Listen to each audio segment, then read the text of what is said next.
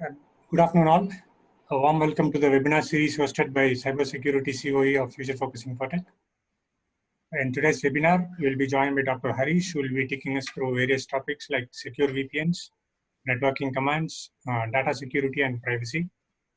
A quick intro about our speaker today. Dr. Harish is a seasoned cybersecurity professional with experience in various security domains. He has a PhD from Queensland University and is a visiting faculty in IIT Bangalore. So before I go ahead and hand over to Harish, a few points to the participants. All the participants will be put on a mute mode during the entire webinar. In case you have any questions, you could do that in a chat box to the host or the co-host. Presentation will last around 45 to 50 minutes, followed by a quick discussion and a Q&A. And a special thanks to the participants who have posted their queries during the time of registration. So with this note, I hand over to Harish. Enjoy the webinar. Thank you. Good afternoon, all the participants to the webinar hosted by Future Focus Infotech. Thank you, Mr. Somnath, for the introduction. Very much overwhelmed to handle the second part of second series of seminar with FFI. Last time, we've handled a relative topic, and this time we are connecting with virtual private network, its checklists, the data security, the data privacy connection. It is, of course, very important and desired to say that VPNs have become so popular suddenly over a period of last couple of months' time since the lockdown has been announced. And yes, we've been using VPN quite some time. Only few important stakeholders and the people who update their content online sitting from remote locations would be using the VPN before 2 months. In fact, in most of the organizations, they don't even enable VPN because they used to think that it is a threat. Of course, yes, VPN do possess some levels of threat. It can only attack, it can be initiated with attacks. People always be in fear of connecting from external network, especially when we're connecting from outside office or through a client place. We don't know what internet connection we are connecting from and how the connectivity is, if it is strong or somebody is trying to peep in and gather the data, sniffing kind of activities or eavesdropping is taking place. So we keep having a lot of questions, the client and also the employee who's trying to connect external.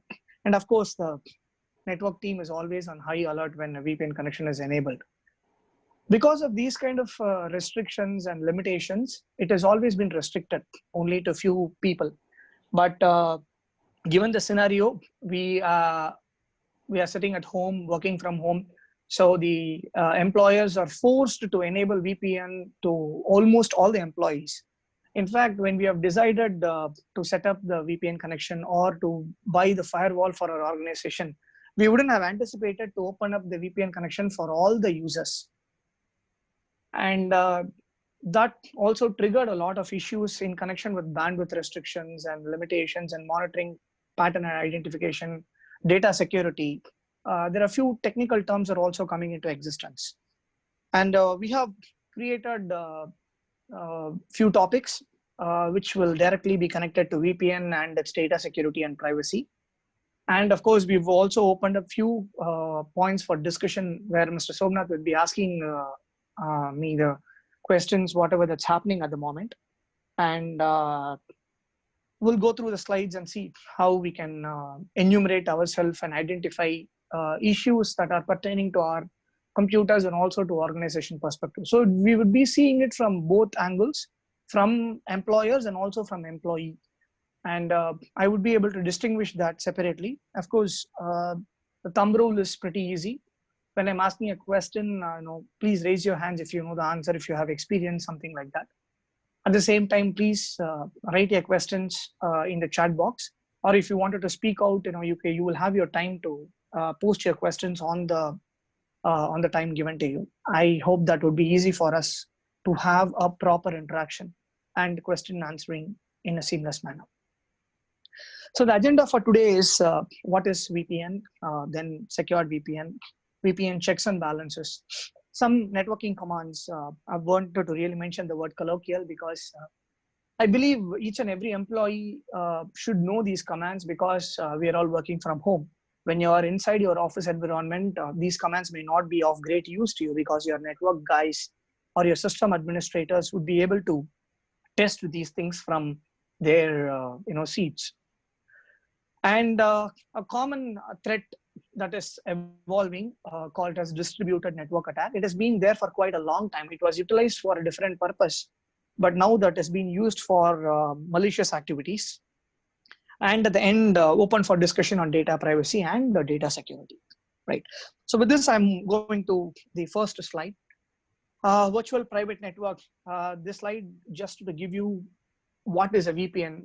Pretty much everybody who has joined this call is aware of what is a VPN. In a practical manner, we would be looking at it. We are having our hands on and configuring it. But why this definition is just to give a formality kind of thing. So it's a private network and that occurs through an unsecured public network. So where we don't know whom we are connecting with. We don't know how the data is transferring, how the data is going to be handled. So all these kind of problems are kept open and we would try and see how these can be addressed. And it is basically for encryption. And generally when we talk about a VPN, the basic example that I can give is two people talking over a tube and the conversation is being hearing only by the person who's supposed to hear and it's being spoken only by the person who's about to speak. People who ever touch the tube will feel that something is happening inside, but they will not be able to hear or listen or penetrate into the communication because the tube is the encryption and whatever that we are trying to communicate is happening within the encryption. That is why we call it as a tunnel. So we know that it is happening, but we don't know what is happening. So the bandwidth will be calculated, but we don't know what data is actually transferring between the sender and the receiver. So that's the utility of VPN. Henceforth, we keep saying that no, if you have a VPN connection, it's good because the sender and the receiver would be able to identify and the connection is safe. But yes, there are a lot of configuration that is required to perform such operations, right? So we need to have a hardware, you need to have software. It's a correlation between hardware and software in most of the cases. Yes, it is important to make sure that whether you are you are enabled hardware enabled configuration or you've enabled software enabled configuration. It should be seamless and it should support your existing infrastructure. The two types of VPN which are commonly known, one is IPsec, another one is SSL VPN. Of course, we all know that IPsec and SSL VPN and its utility and stuff. So what is different about it and why do we have to talk about this at the moment? See, IPsec is older than SSL.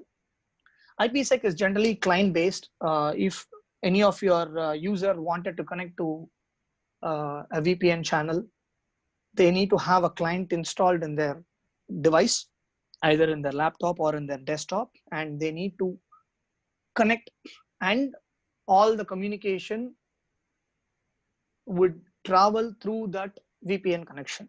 So that's why IPsec is client-based. On the contradictory, SSL is browser-based. So you need to open your browser, enter your username and password that is given to the user, and connect from anywhere you want. You don't need a client. Today you're connecting using a mobile phone. Tomorrow you're connecting using a desktop. Day after tomorrow you're trying to connect using a laptop. Again, you may try to come back to your remote mobile devices. So it's upon your own convenience, and SSL is pretty open for convenience matter. At the same time, anybody can connect to your SSL if they know the username and password. Of course, that is also possible with IPsec if they know the client username and password and they can install the client. In one case, IPsec can be recorded, where if the employee is using the organization laptop, then the MAC address and the IP address can be binded, and you can continue to monitor whether that person is only connecting to that device. In SSL, that is not possible, so you need to be very conscious when you're connecting. So that's where we call it as a disadvantage in connecting IPsec and SSL.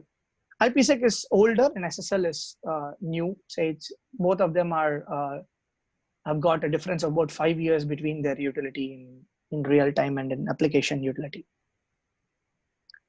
Since I've not wanted to handle a VPN class here, and I wanted to be very short and sweet, of course, I'm open for questions in connection with that. So please shoot your questions. I'm happy to take it up and support in that case.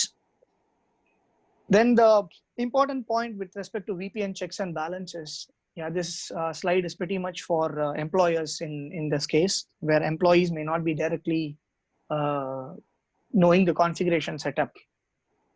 So first point is choose the right VPN with encryption supported by the device. So it is always better to use the known VPNs. There are a lot of VPNs, in fact, for gathering information for this webinar.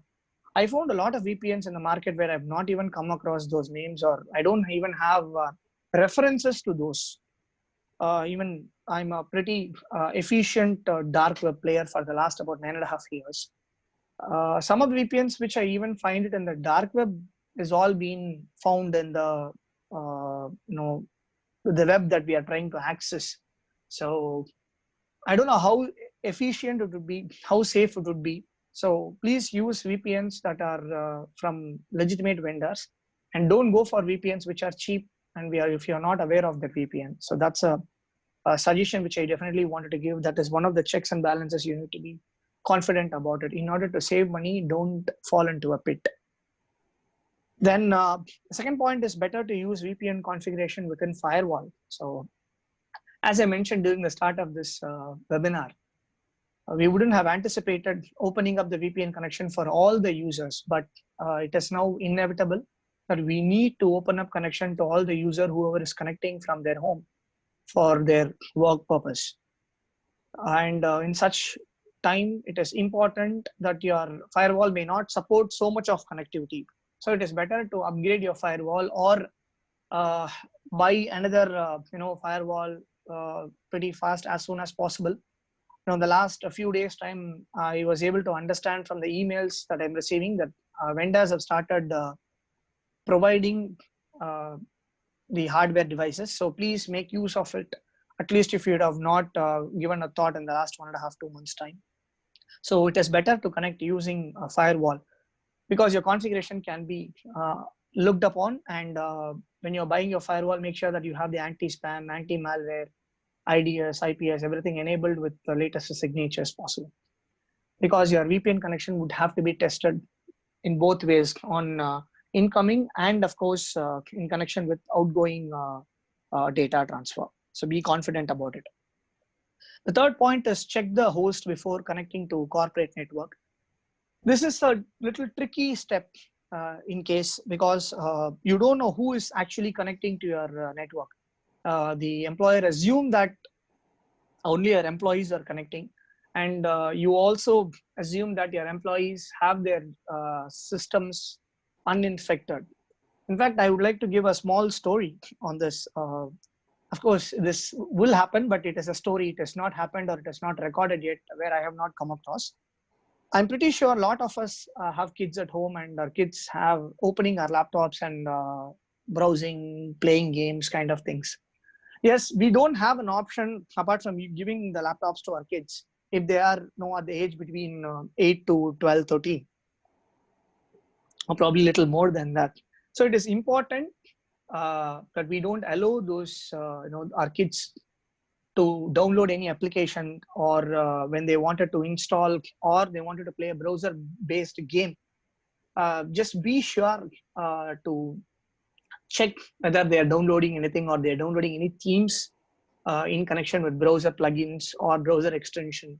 Because most of the vulnerability that comes into your system the best way is by gaming applications. So be conscious when you do it, and before you connect to your corporate network, please test it. And at the same time, of course, the employer will not be able to check in a random. They will not be able to check in every computer.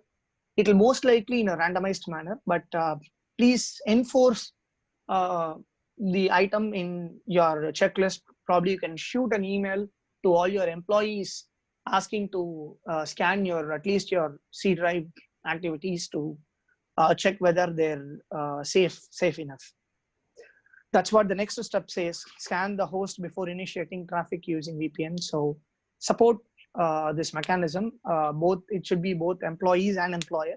It should be a teamwork in order to avoid any disruption to your personal network and also to your corporate network. The last point is enable automatic kill switch in VPN during disconnection to avoid spilling of data. I would like to talk about a case study which I've handled about 6-7 months before in the Middle East area. There is a company where they enabled site to client VPN. So they have site A, which is the headquarters. They have site B, and they also have clients who connect to site B. So this company has monitored, and they have got basic principles, of course, and they've got policies and procedures developed. So they enabled a site-to-site VPN, and that site VPN has been extended to a client. So we call them site to client VPN. It's possible today.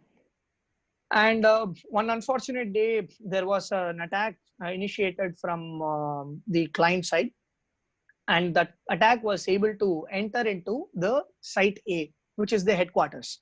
By means of the site B, it has entered into headquarters, and problems started triggering. Okay, when immediately the company has identified that there is a problem, so they disrupted the site-to-site VPN connectivity, and they wanted to do a basic audit, and they tried to put forth their time to understand by means of the logs, and they called forensic investigators. They did whatever that is required to be done in the next couple of days' time. They identified a MAC address, of course, and they said this MAC address must be the reason for the malicious code injection. So please be cautious and blacklist this MAC address in this site, which is a site A, which is the headquarters. After a week's time, they enabled the site-to-site VPN with more controls, the more monitoring scenario. And they also enabled the site-to-site to client VPN as well. That client has got the MAC address, and the MAC address got connected again to site B, and it in turn reflected to site A. So in this case, the company and the third party becomes so curious. How come a blacklisted MAC address can enter into the system again and accessing the data? So they become so spurious, and they wanted to check. Then by means of understanding, they started probing site B and asking them who is this MAC address, because it is now coming through your VPN. Then they figured out this is our client's MAC address. See, when they performed the activity of forensic investigation and log analysis, they completely forget about this, that they have a site to client connection that is enabled.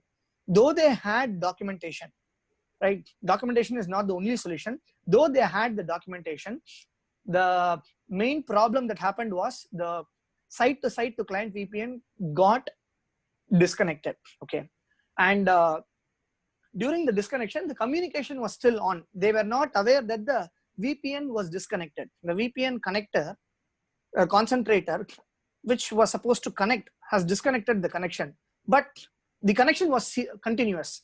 So somebody was looking at that connection, and they tried to inject a malware into the system. So in such scenarios, it is always important that you enable the automatic kill switch that comes with every VPN.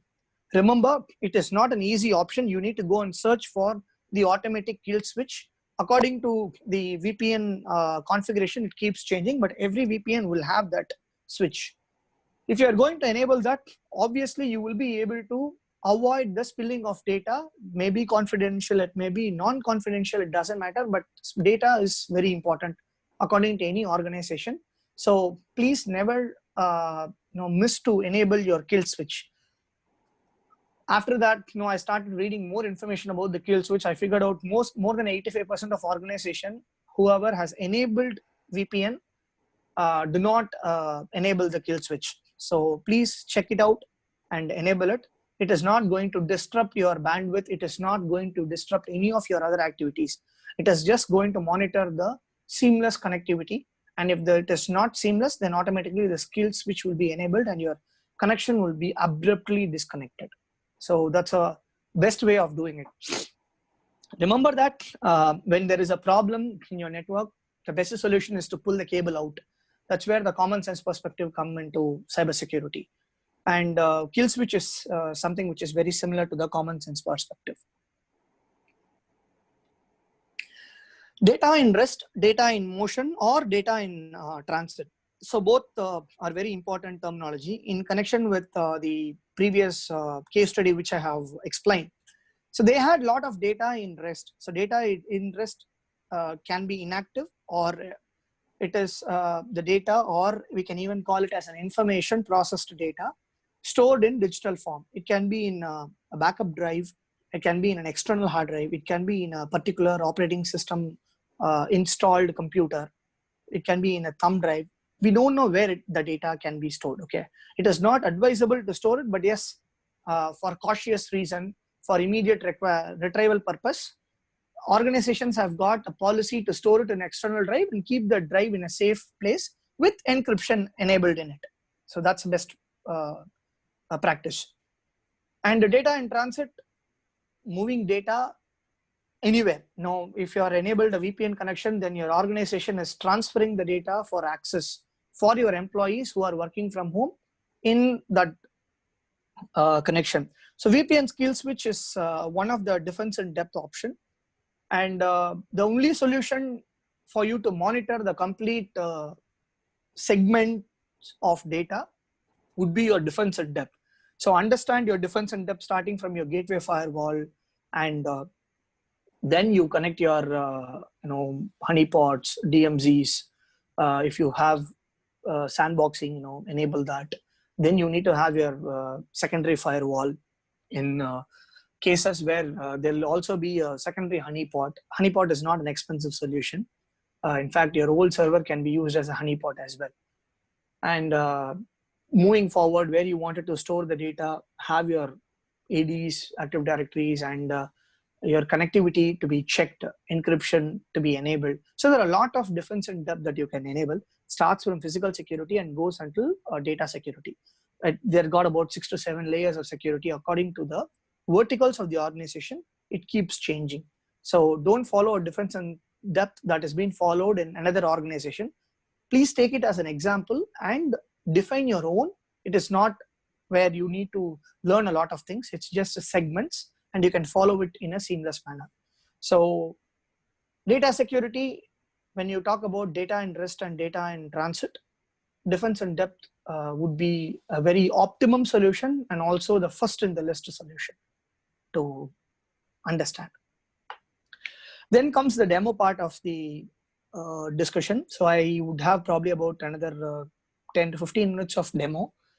So please take a note of it. Of course, all the commands for this demo are mentioned in the presentation. This presentation is going to be available for you as well after the session. So moving forward to those commands, I wanted you guys to understand these commands, because this command is for home users, pretty much for people whoever is connected from working from home to their organization network. So I mentioned in the previous slide that employers need to configure the VPN in a strong manner. Right now, I'm supporting the employees, the users who are trying to connect to the organization network, corporate network, using the VPN connection to check whether you are on the right track, whether somebody is trying to install an application, somebody is trying to run a process, somebody is trying to connect to your router. So there are a lot of questions that keeps coming in. In fact, the previous webinar we did show a couple of steps about the router configuration. So this time I wanted to extend it to the next level and to make you guys understand some basic commands. And of course, some of the commands are little more interesting when it comes to network security, but it's not difficult, and it is not going to spoil or modify or edit any of the options or settings that are already available in your system. So you can use these commands with no problems. Of course, you need to have administrator access when you're going to run some of the commands, because it's not going to provide you the outcome. And let me share my whole computer so that you will all be able to view my screen as well.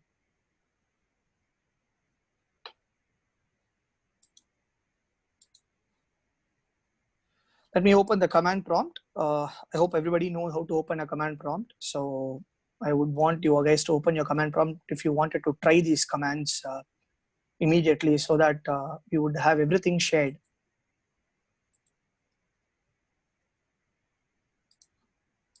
Right. So I hope you're all able to see my command prompt. I know the font is pretty small. I would use probably a magnifier to help you guys to view it. I'm opening my magnifier as well simultaneously.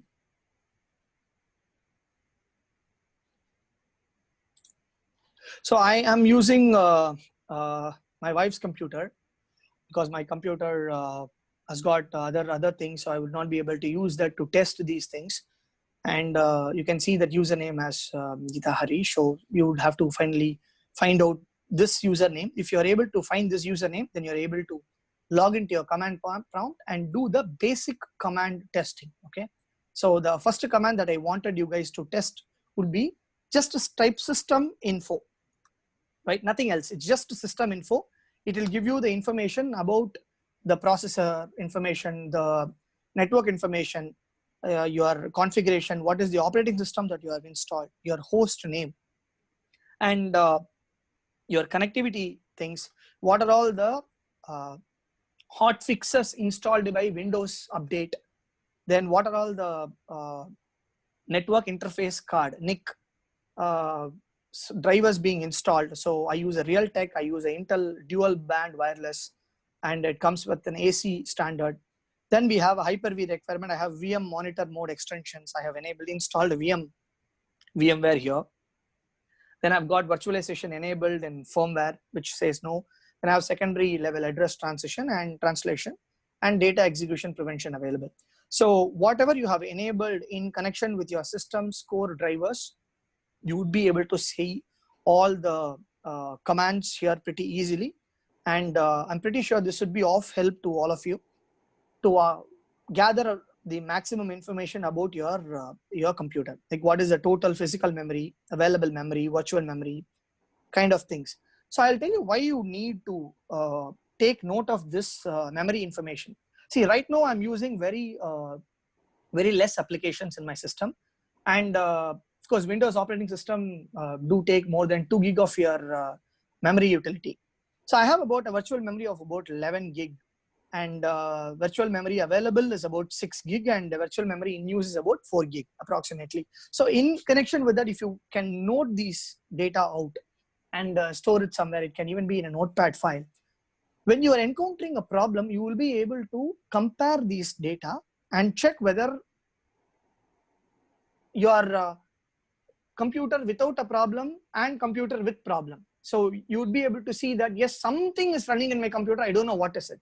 So you would start to do more investigation into your computer to understand the utility of your memory. Why I'm telling this is something which I wanted to take it to the distributed denial attack, distributed DDoS attack setup. So once I'm explaining that, you will be able to correlate this example there, this demo there. Okay, so please make the information useful for you. It will definitely be of help to you. So that is command number 1, just system info, no space in between, all lowercase characters, right? Let me go to the second command. This most of you might be knowing it. It is ipconfig /all. So this will show you all the internet protocol configuration connected to your laptop. And you can see the desktop name again, host name. It was prescribed in the previous one also when you type the system info. So you can check with multiple phases whether it is right or not. Then you have media disconnected. I don't have the Ethernet adapter because I've not connected it. That is where the Realtek PCI GB family controller comes in. Then I have adapter Ethernet, another Ethernet, which is VMware's adapter, which I use it for endpoint VPN client. I have disconnected that at the moment. Then I have a LAN where when I connect that Realtek, this will show as connected as well. Again, I have got another because that is where my virtual adapters, again, I have got 2 virtual adapters installed. Most of you may have 3, 4, some may have only 1. So don't get annoyed if you're not able to see more than 1, or somebody is saying 3 or 4. Don't worry, you might have tried to install something and that would have enabled a virtual adapter. But if you are not going to use it, it is not going to populate in the list. Then comes the Intel dual band wireless AC 3160. So I'm using an AC standard configuration at the moment. So the Wi-Fi device that is connected to my laptop has got that facility. And my information, the IPv4, V6 information, all are enabled. My DNS servers, everything is available there. This would give you an understanding of what is your IP address and what is your subnet mask. Of course, you can identify it just by typing ipconfig, but ipconfig /space/all all would give you the complete connectivity, network connectivity of your laptop. Just for basic info, many of you may know it. And as I told you, the first few commands are only for a reference purpose, the first 5. The third command which I wanted to show you is the get MAC command, which will give you the MAC address of your device. Of course, all the commands that I have mentioned is only for Windows operating system. So you can see that media disconnected, and then I have a device that is connected here, right? So it says that you can just remember this number 82, okay, DB82. It says device TCP IP connected because I am using internet connectivity using this MAC address. You may ask, what are all the remaining 2 MAC addresses? The first MAC address may be my MAC address, that may be my Ethernet card address. The second may be my Bluetooth. So I have both Bluetooth, my Ethernet, and my Wi-Fi. So if I have 3 networking devices, each networking device will have a physical address, which is the MAC address here, right? So let me check MAC address of DB82. Can you see that MAC address of DB82? 34E6AD56DB82. Intel dual band wireless. So I've connected my laptop with wireless connectivity. Henceforth, this MAC address shows device TCP IP. Let's go to ADDF, right? Last 2 digits. ADDF. Can you see that here? I told you, right? That is my Realtek PCIe, which is my Ethernet card that is connected. Now I know what is the third one. That is nothing but my Bluetooth connectivity. So you need to check how many MAC addresses that are enabled, how many MAC addresses are connected, right? This would help you to understand whether your computer is connected to the device and the connectivity that is available, the radio frequency that you have provided. 3 commands are over. The next one is even more easy command called ping. Many of us do check this command for testing our connectivity, but this ping command, we're going to use it for the next level of understanding. Okay, so ping -t space, ping space -t space, any URL that you would like to go ahead with. So everybody goes with Google. So let me also try the same. Trying with ping space -t space google.com, enter. And the -t means this command would continuously hit until you stop automatically. Okay. Generally, when you type a ping command, ping space the IP address or the URL, the output is generally only for 4 hops, right? But when you type -t, it is for ping to death until your computer stops working, until the device stop responding. This ping command will keep running. You can see that it's running continuously. I've not stopped it. You may ask how to stop it. Please press Ctrl+C to stop this command. So I have allowed the ping to work on for 41 packets, and 41 packets received, and loss is 0. This is something which is common info. But why did I type this command so many times? You can see the time, right? The time as 5 milliseconds and 7 milliseconds. That's the only difference that I'm able to identify. And the time to live, TTL, is 56. You can see it is continuously, it is 56 all across. So you may ask this question, now why do I have to take control of this? If your router is not working properly, if your router's antenna is not working properly, or if somebody has penetrated into your router and trying to suck the data out, then there will be a huge variation. For example, your variation will be like 5 ms, then the second variation will be 2132 ms, the third one will be 230 ms, the fourth one would be 8 ms, the fifth one would be 7000 ms. So it keeps changing. If that kind of an erratic behavior is being identified, if you have a spike, if you have a graph kind of a scenario, it would show you a different spike altogether, like the ECG monitor that we look at it. If you encounter such activity, then definitely there is some problem either with your router or with your router antenna, or somebody is trying to connect to your router, or you have a television that is connected to your router and somebody is watching YouTube using that, and that may disrupt your connectivity. So there are a lot of ways that you can identify that whether your router is responding properly or not. So these are all easy commands that we don't need to have administrative privileges to type these commands and to test it, right? 4 of them are done. We're going to the fifth one. Okay. The fifth command is called as netstat, N-E-T-S-T-A-T. Netstat means network statistics. So netstat is a very important command when you talk about it. So let me try that N-E-T-S-T-A-T space -an. So you can ask me, why not only netstat? In netstat would start to populate 1, 2, 3, 4. -an is something which it populates pretty faster. So I've typed enter. You can see that my system is responding in all these port numbers available. 135, 445, 5040, 7680, and lot many ports. Then it says close wait, which means I was accessing this device previously. The cache memory is loaded somewhere. I have not released the cache memory. So it is showing that close_wait. It says established, which means I have kept my system browser opened with these website URLs. So you can check what URL you have opened. If your browser plugin or your browser extension is automatically connecting to some IP address, and if you wanted to test what are all those IP address, then you can type this netstat space -an command, take a complete list of this IP address, try and go and test what IP address it is and where it is belong to.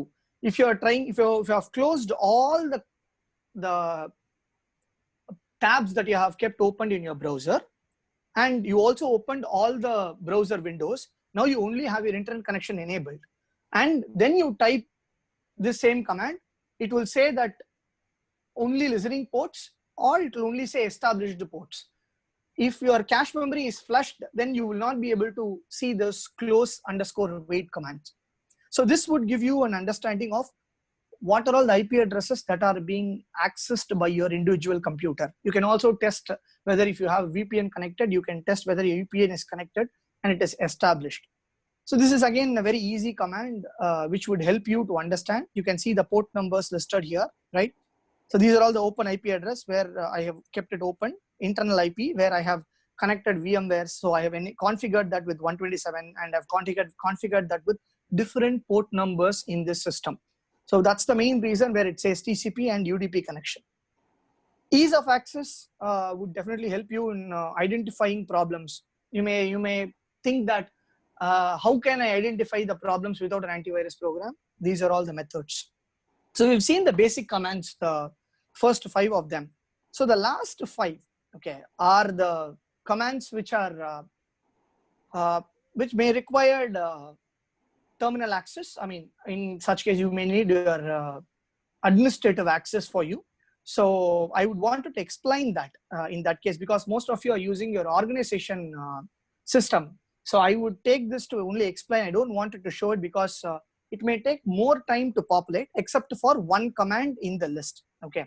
So let me, close this command window and open my command in administrative mode. You may see the difference. I'm keeping it, it says C users Geeta Harish, and then I have typed this command, right? Now I'm going to the command prompt. Okay, and I'm going to open the command prompt in administrative with administrative privileges, right? So I right click on the command prompt icon and run as administrator. Right, now I'm going to share the other screen for you guys so that you will be able to identify the difference between a user and an administrator. Okay. Now, can you all see this? It says very clearly that system C: Windows and system 32, which means it is running as an administrator. Now I'm just going to type only one command here. The remaining commands I wanted you to see the presentation and probably take a note of it. Of course, the presentation is also going to be available online where you can keep trying it out. And I would anyway going to explain that you can find those commands online. Nothing is hidden here. So I'm going to type a command called net sh. Okay. So this is a command that is generally being used to identify your network shell, net sh. Okay. Which will give you the complete information of your connected drivers or connected connectivity, connected connectivity, right? So net sh, and the command, if you just type enter, it just opens up net sh, and whatever I wanted to type, I can type. Now what I'm going to do is I'm going to go back to net sh and type the whole command. Okay, WLAN, which means my wireless LAN, because I'm connected only using my wireless LAN at the moment, right? I wanted to show what is my profile name. Okay, my profile name, and of course I also wanted to see what is my password of the profile name. Okay, profile space name equal to, I wanted to type that SSID that I have connected with. I have connected with an SSID called THAKKU space 2.4 gigahertz. Okay, so that's exactly what I wanted to do here. Then I wanted to know what is the password. So I wanted to type the key, and I wanted it in clear text. Clear text means non-encrypted text. Press the key enter. I got it populated. So my SSID, I've got only one SSID there. So which is TAKU 2.4 GHz. Network type is infrastructure. Radio type. What encryption authentication that I have enabled WPA2 personal. Of course, I've also enabled the encryption method as TKIP and AES. My wireless password is wireless *ampersand. Okay, I have remodified it for today's class, right? Then what is the cost? There is no cost, there is no restriction kind of things. You can see the password of my connectivity. So if you wanted to connect, if you wanted to check, if you wanted to understand whether you are connected with a non-rogue access point, then you may have to type this and check whether you are connected to your own access point. There is always an opportunity for your neighbors who is a student or who is trying to learn networking or security. They wanted to just create a rogue access point just to test. If you are doing your office work and you're trying to connect to your office network, it is always better to type this command to check whether you are connected to your own router with the password. Somebody can create a rogue access point with TAKU 2.4 gigahertz. It's always possible. So we will keep that open in that case, right? I hope this gives an understanding for all of you. Now I'm going back to the presentation slide to give you the explanation for the other commands. So the next command is the for, it starts with for and then it has a huge list. This is just to test how many IP addresses are connected, and the outcome would be stored in C drive. You can copy this command and paste it in your command prompt. Of course, you need to have administrator access for it. Then there are 3 more commands. One is Cypher, other one is Power CFG, and the third one is task list.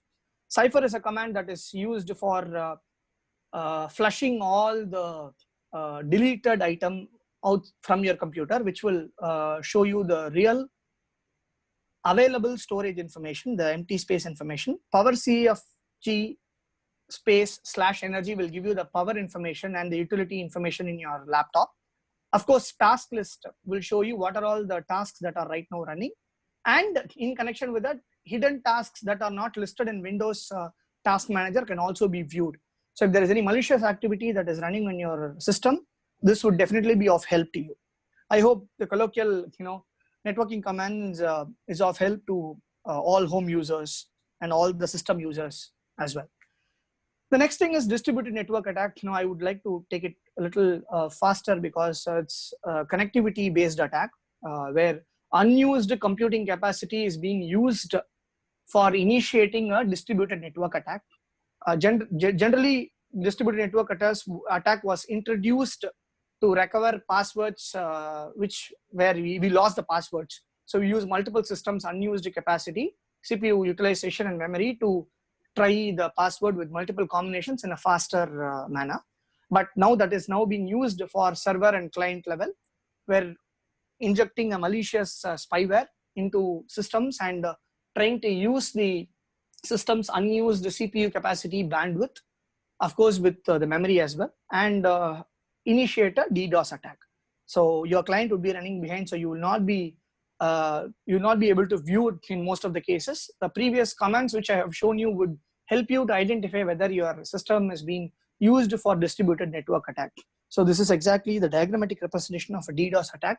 You will have a controller, then you have a handler, then you have attack bots, and then you attack a target. Now there are only 6 systems being showed here, but generally there are thousands of systems that are connected together to initiate an attack. And distributed network attack is one of the prominent modes of enabling a DDoS attack, so that the IP addresses cannot be identified. And even if you identified, there'll be more than thousands of systems. You will not know which system is the real culprit. So identifying problems will become more tough. Now the last slide, we are coming to the self-audit checklist. So it says follow VPN checks and balances I've mentioned before. Please check computer utilization often. I've given you the commands for that. Then know the installed programs in your computer. Please be aware about the extensions in the browsers when you're using SSL VPN. And of course, based on client VPN, only download the client VPN from the original website, from the company's vendor website. And of course, know basic commands to check status quo of your connection and your computer. So with this, I would conclude my webinar in connection with presentation. Now we have a few minutes time where we have some discussion on data privacy and data security. Over to Mr. Somnath for next level of discussions. Thank you, Harish. That was really positive in nature. Thank you. In fact, with respect to the data in motion or data in rest and the other data privacy thing which we saw in the earlier slides, maybe you'd like to take some views from you in terms of data privacy. Please, yeah. In today's scenario, if you could see, data privacy and data security are most, interchangeably used jargons today. Correct. Of course, for sure, both are different. One, the privacy, focuses more on what could be collected, what are the permissible uses. Correct. And the data security focuses more on the FFI Act. So, what could be your views on this, or what could be your simple explanation on this for the benefit of participants? Great. What you mentioned is definitely right. It has always been interchanged. In fact, people often use the word data security first, but remember, data privacy is first, then data security. You should use the jargon first as privacy and then security, because without gathering of data, without collection of data, without data retention and without data storage, data security is nothing. Once you have the data, then it makes sense. But it is important that you need to follow the privacy laws when gathering the information. And that is where the data privacy comes in, where you follow the process of gathering the information and collecting the information, of course, storing, retention, whenever you wanted to use it. Then comes data security. The moment when you start to store it, that's where you start to discuss about policies, you start to discuss about the means of personal data. Then you categorize whether it is corporate data, personal data, the methods of utility. So you start to think of process, then you start to think of the policies, the procedures, then you bring in the standards, then the protocols. So in data security, policies and other things will come in. In data privacy, it's proper usage, access, retention, and collection. So that's how you should start using these terms and diversify the terms into different ways. So that's what explanations also says in different books, and research articles and journals do discuss this again and again, but still, we have the habit of interchanging the terms. So I feel this would give an insight on the terminologies. Yes, that was very crisp. In fact, when we talk about unprotected data, whether it could be data in transit or data at rest, it leaves enterprises vulnerable to attacks. Yes. One of the most effective data protection for both these could be data encryption, right? Correct. Very correct. Very correct. Yeah. So apart from this data encryption, do we have any other ways in which we could take care of data? At the moment, in the market, data encryption is the only direct solution. There is definitely no other solution available. So when you're following it up, yes, there are a lot of best practices being provided. Okay. And one of the best practices that we always wanted is when you commence the utility of the data, you know that there is a VPN, you're enabling it. When you're gathering the data on the other end, you know that it is coming around and then it is stored in encryption. So we just have to be confident enough to check that the data is seamless all across with the encryption applied. So that's the only way. Encryption is the solution, but of course, you need to have an encryption which is seamless, continuous. Right, great. So when you talk about best practices for data protection, some organizations would insist on implementing robust network security controls. That would help help data in transit to be pretty safe. Of course, network security solutions like firewalls and network access control would also help secure the networks. So what could be your views on this? You're talking about the best practices for data protection, right? Right. So pretty much I have defined it in two ways. One is the compliance perspective. Probably you can say it is compliance not belonging to any law or anything, but it is a connectivity things where prevention, where needed policies and procedures. Then you talk about control, where how the data is going to be stopped, sharing of data by devices and kind of things.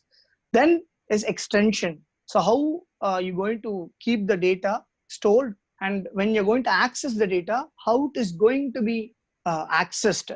And when you're transferring the data, as I told you, encryption is very important. With data protection, the basic three things are prevention, control, and extension. When it is stored, it's safe, according to you. But when you're moving it, where are you moving it? What is the reason for moving? So that's where the best practices coming in. That's point number one when it comes to practice. Number two is always the technical perspective. People keeps asking, we know that there are a lot of policies and procedures are all there, but we really don't know how to incorporate it in technicality. There are again three important things. One is data encryption. Again, we know that. I'm not including that into the three. The data loss and prevention, DLP practices and solution. Then data breach plan, and follow the practices that are already there according to your regional or your client-based compliance methodology. So it should be segregated into two. I believe this would give them an idea of how to distinguish between the technical and the non-technical aspect. Great, that was very clear. Before we move to the Q&A, I would like to launch a quick poll. So request the participants to spare a minute and answer the poll before we take the Q&A and then conclude the session. Sure. Yeah.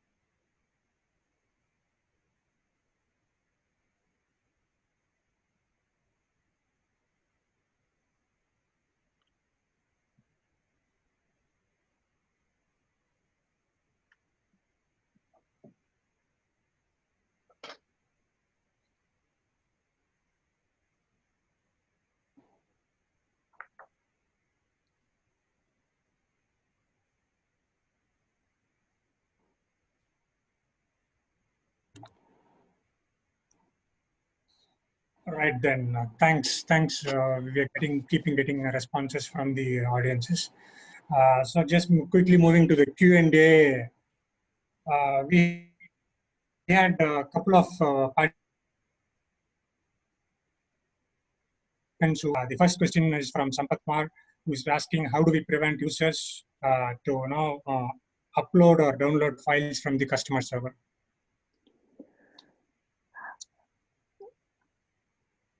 Can you please repeat the question once again? I think I missed the connectivity, if I'm right.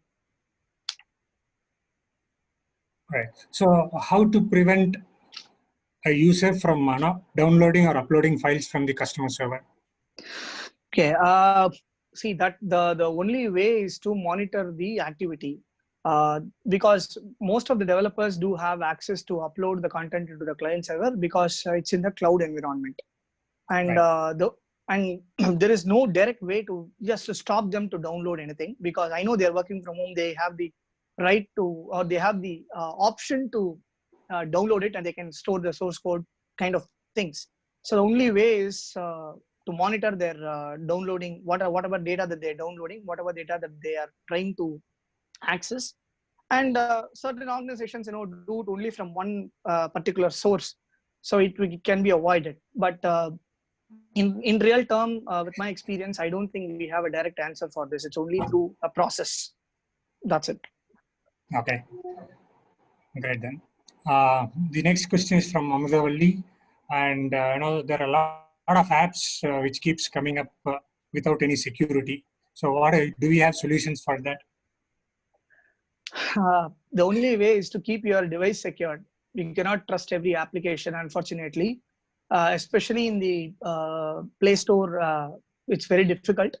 Whenever you are about to download an application, please read about the application. Just take about 5-6 minutes. Just type the application name and a vulnerability or attack. Then obviously all the list pertain to that application would be identified, and that is the only way. Of course, you can have your system or your device secured with installing an antivirus program. So that's though. I mean, I can only provide you 2 ways. That's just striking my mind, and I think those are the ways. Okay. So we take 2 more questions before we close the webinar. Sure. The next question would be, which method is easy to set up? Is it an SSL or an IPsec VPN? Oh, both of them are pretty easy. There is no difference in setting up those things. In fact, it's just enabling an option that is available in VPN. So there is no difference in setting it up at all. It is only to identify. You can set up both as well. A lot of VPN concentrators today and also firewalls do provide enabling both the services. So it's according to the user's convenience and their employer's accessibility. That's it. Okay. There is another question from Sujesh, which asks about many SMBs use aggressive mode for IPsec tunnel as it is simple. So what's your advice on this? Pretty good, definitely, because as I mentioned, IPsec do require a client to be installed in every device. So you would be able to monitor the client with even more ease than SSL. So as I said, SSL is browser based. So there is nothing wrong in supporting IPsec, and there is also no wrong in using SSL as well. So it's according to the organization's policy, and of course the experience matters in that case. Some might say that no, our data is even more secure, so we wanted only our organization laptop to be accessed with. So according to their policies, it keeps changing. Okay. And one last question is, how do we address the VPNs bypassing the firewalls? Do we have any workaround solutions? Realistically, I keep finding data relatively in connection with that, but it's always been very difficult. We know OpenVPN and SSTP, the secure socket tunneling protocol, are commonly being used, and it's always possible. The only thing which I can say is bypassing a firewall by VPN is always possible. So it's a question where probably there are a lot of questions where only the inventor can only answer. Unfortunately, I'm not an inventor at the moment, so Okay. we probably have to wait for an inventor to answer a question in connection with that, according to me. But yeah, it's not as easy as we think. A VPN can bypass a firewall. Yes, possible. Pretty interesting stuff. Probably in some other time there could be a solution coming for that as well. Definitely. We never anticipated that WinRAR would be a vulnerable application after 19 years, right? Right. Then I identified Heartbleed in 2012 with OpenSSL after many years of utility. So similarly, some or the other problems keep coming in, or we might have missed that problem, and the solutions will keep coming in. I'm very confident because in the last 5-6 years, I was able to understand a lot of old school malwares have made a comeback. Typical example is we used to do buy the locks, right? The physical locks, where we said no, it can be opened with a pin, right? But we said no, computerized locks are more sufficient, and it is more better. You cannot break it with a pin, kind of things. But it is even more easier. You can use a couple of batteries to short circuit the computer based locks. So it's not so difficult at all. So you need to again go back to the old technique, and of course, when we go back to the old technique, the old school malwares are also trying to come back. In computers, it is also happening. It's a cycle. We just have to be confident and be cautious about handling it. I keep mentioning the word caution, keeping your eyes open. That's it. We see a lot of questions still popping up. One last question before we officially close this. Okay. Do we need some antivirus for Android mobiles in the view of current cyber attacks? Definitely yes. I don't say no at all in this case, because a lot of things that we definitely miss, because it's a very small device. Mobiles are, and in most of the cases, we only use it. We also allow our kids to use it, or we gave it to our partners, better halves. So we don't know what they're doing it. So always definitely better to have an antivirus installed with valid subscription. No, not even a second thought to it. All right. Fine, great. That was really explanative. And with that, now we have reached the end of the webinar today. Yeah. We have covered a lot of ground in a very short span, in fact, technical grounds.